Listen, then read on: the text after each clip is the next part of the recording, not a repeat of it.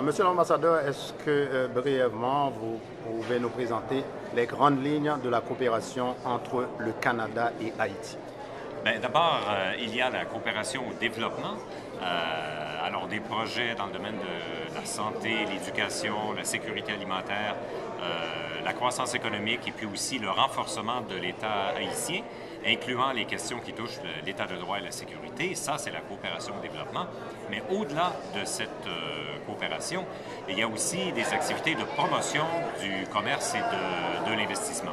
Et c'est d'ailleurs pour cela que nous sommes réunis à Montréal autour du Forum des affaires Québec-Haïti.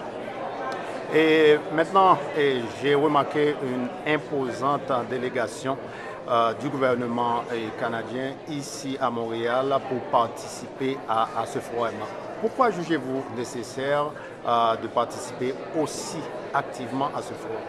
Parce que le développement d'Haïti ne peut pas passer uniquement par l'aide au développement. Il y a évidemment beaucoup de projets, par exemple, de l'Agence canadienne de développement international ou aux États-Unis, des projets de USAID.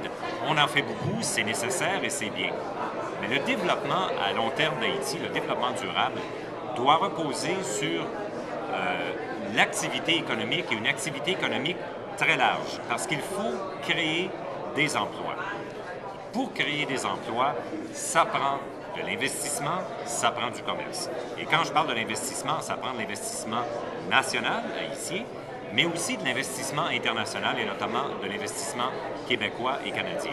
Alors bref, par l'activité économique, stimulée par le commerce et l'investissement, on peut en Haïti créer plus d'emplois et c'est par la création d'emplois qu'à long terme, Haïti va pouvoir se développer.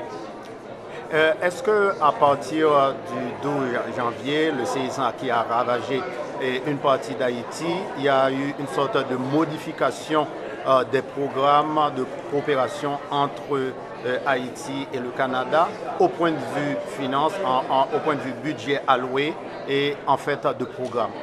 Oui, nous avions évidemment déjà une très large enveloppe budgétaire pour la coopération au développement avec Haïti avant même le séisme. Mais suite au séisme, évidemment, on a accru les ressources en faveur d'Haïti, notamment évidemment d'abord l'aide humanitaire d'urgence et puis par la suite d'autres activités pour favoriser le recouvrement de l'activité économique en Haïti. Alors oui, donc, nous avons augmenté nos ressources. Outre l'aide humanitaire, sur le fond des choses, on est resté essentiellement sur les mêmes grands thèmes, à savoir l'éducation, la santé, la sécurité alimentaire et puis tout ce qui favorise la croissance économique, de même que les questions de sécurité et d'état de droit qui sont aussi pertinents pour le développement. Alors on s'ajuste toujours de façon un peu constante, mais vous savez, le Canada, on était en Haïti bien avant le tremblement de terre et avec le tremblement de terre, on a accru nos ressources, mais nous continuons nos activités de fond pour favoriser le développement durable d'Haïti. Et puis maintenant, avec l'arrivée du nouveau gouvernement qui met l'accent sur l'investissement et le commerce, eh bien, on saisit l'opportunité et puis on essaie justement d'encourager les gens d'affaires québécois, canadiens à s'impliquer davantage en Haïti. Et à combien estimez-vous les projets, les programmes de développement du Canada en Haïti pour les 5 prochaines années?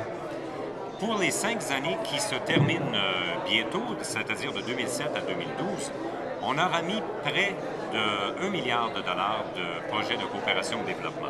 Pour ce qui est du prochain cycle, on est justement à évaluer la situation présentement. Nous sommes aussi en discussion avec le gouvernement d'Haïti pour voir quelles sont leurs priorités et c'est à partir de là qu'on va prendre des décisions. Merci beaucoup, monsieur l'ambassadeur. Ça me fait plaisir.